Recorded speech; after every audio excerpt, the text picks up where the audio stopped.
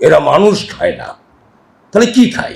আমি কি অসহায়ত্ব বোধ করছিলাম যখন আমাকে সংলাপ দিয়ে দিয়েছে এবং বলছিল যে এটা সিলেক্টিভ, এটা বলতেই হবে। বাংলাদেশের চলচ্চিত্রের উপরে আমার ওই রকম কোনো আস্থা এখনও গড়ে ওঠেনি। আমাদের যে নাটকের দুরবস্থা, এত বাজে বাজে জঘন্য নাম এবং এত নিচে পড়ে যাচ্ছে, বলতে গেলে ঘৃণা লাগে যে এতটাই বাজে। বাংলাদেশের যে কিছু অমর সৃষ্টি, ক্যারাম, কবি, বাইসাইকেল, ভূগোল, এফডিসি, আর কয়টা নাম বলবো, নো কোশ্চেন অ্যান্সার, আরও of the football, for the football, by the football, যেটাই খালেদ ভাইয়ের সঙ্গে খসরু প্লাস ময়না, খায়রুল বাসার খসরু প্লাস ময়না। আমি বলতেছি যে এরকম অসংখ্য কাজের যে লেখাটা সম্পূর্ণ আমার, কিন্তু আমি দেখছি অভিনয় এমন গ্রাস করছে যে নির্মাতা এবং নাট্যকার, আমাকে আর কিছু না, নাট্যকার বললেই আমি খুব বেশি অভিভূত।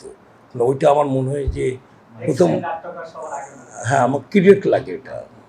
তো সেটি যখন থাকে না তখন একটু অস্বস্তি ফিল করি। তো এই সাংবাদিকদের সামনে পুনর্বার বললাম যে যে ক্যারাম লেখার পরে যে মোশাররফ করিম ক্রিয়েট হলো বাংলাদেশে, এবং এটি আমার খুবই ভালো লাগার ব্যাপার। যেরকম খসরু প্লাস ময়নায় মার্জুক রাসেল যখন ফেল করে বারবার, ওই চরিত্রটা কিন্তু আমি ম্যাট্রিক বারবার 5 বার ফেল করছিলাম। তো জীবন ঘনিষ্ঠ যে জায়গাটা, যেন এই নাটকের নাম ইরার পদ্ম, নামটা একদম ভালো লাগে নাই আমার ব্যক্তিগত। আমি বলছি এবার কী নাম, মানে কই থেকে কে নাম, আমি যে নামগুলো চিন্তা করি, বিবেচনা করি, তার সঙ্গে সাংঘর্ষিক লাগে। আর পদ্মা, মেঘনা, যমুনা এরকম টাইপের নাম লাগে, কিন্তু ইরার পদ্ম আমার এখনও পছন্দ হচ্ছে না। এবার কেমন নাম, মানে একটু ঘুরে ফিরে যেতে হয়। যাই হোক, যেহেতু সাধন এমনই একজন ডিরেক্টর, মানে আমি যেটুকু বুঝেছি ও অন্যান্য ডিরেক্টর থেকে আলাদা। এই জন্যে আলাদা যে ও আমার সঙ্গে যে আচরণ করছে, যেভাবে কথা বিনিময় করেছে, তখন বুঝতে পেরেছি যে এ একটা ভালো কিছু করতে চাচ্ছে।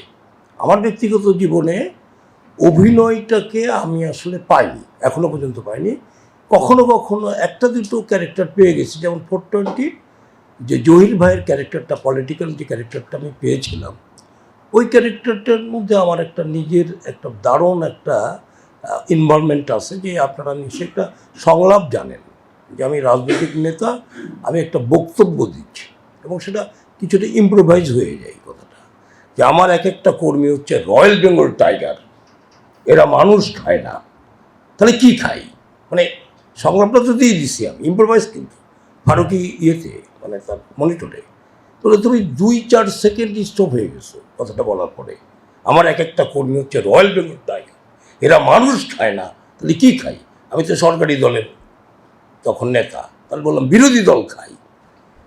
এই যে বিরোধী দল খাই, রাজনৈতিক বক্তব্য, এটা হয়ে যেতে পারে একটি ইম্প্রোভাইজে। আমি এখনও ভাবি আমার জীবনে যদি একটা ভালো সংলাপ যদি আমি তৈরি করে থাকি, এটা ইম্প্রোভাইজে হয়ে গেছে। অনেক ক্ষেত্রে ইম্প্রোভাইজ ভালোও হয়, আবার খুব খারাপের দিকেও যেতে পারে। সেটি এই প্রোডাকশনও আমাকে মাঝে মধ্যে ওই বন্দি করেছিল আমাকে আমাদের ডিরেক্টর বাসার জানে। আমার একটু করুণ অবস্থা হয় যখন একটা সংলাপের মধ্যে গেঁথে দেওয়া হয়, সে যে কোনো কবিতা, রবীন্দ্রনাথের হোক আর যারই হোক, আমার ওখানে খুব লাগে, মানে অস্বস্তি লাগে যে ওইটা ভাঙা যায় কিনা। মানে রবীন্দ্রনাথের গান ঠিক আছে, পরপর জাল সাজাইছে, ওটা তো ভাঙার কোনো কারণ নাই, কিন্তু আমার বাবা মনে হয় যে ওইটা যদি এরপরে যদি এইটা দিতে পারতাম তাহলে মনে হয় ভালো হইতো। তো বাসার দেখছে আমি কি অসহায়ত্ব বোধ করছিলাম যখন আমাকে সংলাপ দিয়ে দিয়েছে এবং বলছিল যে এটা সিলেক্টিভ, এটা বলতেই হবে। আমি বলতে যে অনেক ইম্প্রোভাইজ করতে পারেনি, কিছুটা হয়েছে, কী বলা যায়, মানে এটাকে কী বলে যেন, ওই এনজি বলবো না, মানে বারবারই সংলাপ হচ্ছিল, ডিস্টার্ব হচ্ছিল। যাই হোক, তারপরে পার করছি। তো আমার যেটা ভালো লাগছে যে এই প্রোডাকশনে বাসার ছিল আমার সঙ্গে, আমার খুব বলতে দ্বিধা নাই।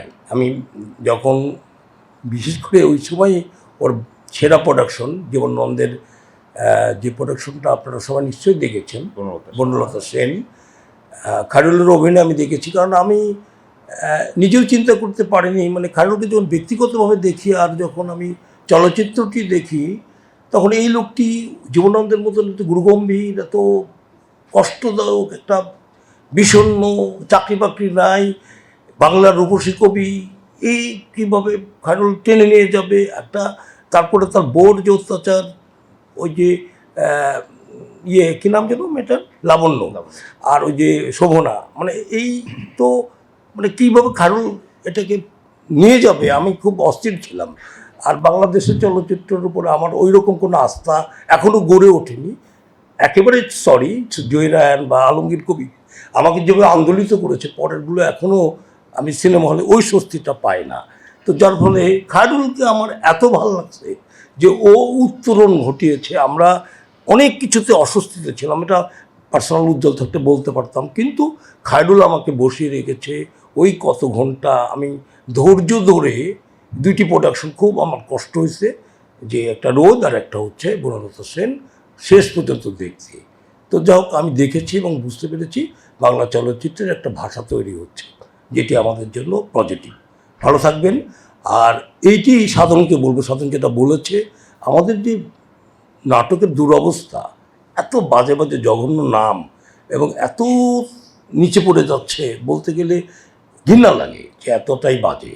তো তার মধ্যে থেকে হঠাৎ ভালো কিছু করতে পারলে, আর খালেদ ভাইদের মতন শিল্পপতিরা যদি রিয়েলি কিছু করতে চান, আমি তো আসি। আমি আপনাকে বলছিলাম কিছুক্ষণ আগে খায়রুলকে, আমি মফস্বলের গল্পই বানিয়েছি এবং মফস্বলের গল্প আমি সিনেমা হলে নিয়ে যেতে চাই, এবং আমার একটা ভালো সিনেমা আমি নিতে চাই, মাই ডিয়ার ফুটবল। অনেক দিন ধরে গবেষণা করছিলাম, যেটি আমি বিশ্বকাপের আগে যদি করে দিতে পারতাম, মোশাররফ বিট্রে করার জন্য কিছুটা এলোমেলো হয়ে যায়। যাই হোক, সব মিলিয়ে আমি চাইব আমাদের এই যাত্রা, এরার পদ্ম, আমার খারাপ লাগুক নামটা, কিন্তু এর যে পজিটিভ দিক, ভালো গল্প, এটি চলতে থাকুক। আর পরে আমাকে সাধারণত বলে দেবে ইরার পদ্মটা কী আসলে। আমি এখনও মাথায় নিয়ে ঘুরতেছি ইরার পদ্ম কেন, মানে পদ্মর সঙ্গে ইরা কেন।